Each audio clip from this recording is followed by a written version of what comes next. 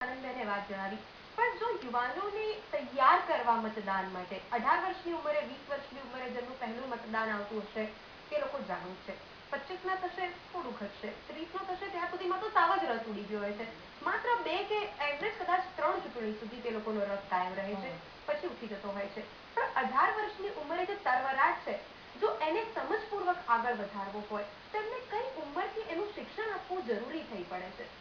લગભગ 10-12 વર્ષના બાળકો થાય ત્યારથી જો એમને આ ચૂંટણીની મહત્તા સમજાવવામાં આવે અને એના માટે દરેક શાળાઓ ખાસ એમાં ભાગ ભજવી શકે એમ છે કે દરેક શાળાઓમાં જો આવી ચૂંટણીઓ યોજાય નાના પાયે પણ, અને લગભગ મારા ધ્યાનમાં છે ત્યાર સુધી તો ઘણી બધી શાળાઓની શરૂઆત થઈ ગઈ છે કે એમાં નાના પાયે એ લોકોને વર્ગમંત્રી અને આવી નાના નાના કાર્યક્રમ મંત્રીઓ આવી રીતે એ લોકોને ઊભા રાખે છે કેન્ડિડેટ તરીકે, અને એમની ચૂંટણી યોજવામાં આવે છે. એટલે બાળકોને એમાં એક પ્રકારનો રસ લેતા કરવા કે સાચી લોકશાહી શું છે એ ધીમે ધીમે 18 વર્ષના થાય ત્યાર સુધી બહુ સારી રીતે એ લોકો સમજી શકે છે.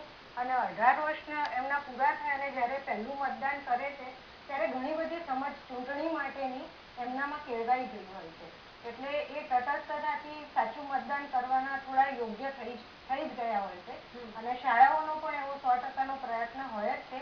અને જો કદાચ કોઈ શાળાઓમાં આવું ના થતું હોય તો હું ખાસ એક વિનંતી કરીશ કે દરેક શાળાઓએ આવી એક યોજના ઘડવી જોઈએ કે 12થી 13 વર્ષના થાય પછી એમનું આ રીતે જુદી જુદા કાર્યક્રમો દ્વારા એ લોકોને ચૂંટણી પ્રચાર પણ કેવી રીતે એનો કરી શકાય અને કેન્ડિડેટ કેવી રીતે ઊભા રહે છે, આ બધી માહિતી એમને શાળાકીય જ્યારે ભણતા હોય ત્યારે જ જો મળી જાય તો 18 વર્ષે એ લોકો બહુ સારી રીતે યોગ્ય મતદાર ચૂંટી શકે છે.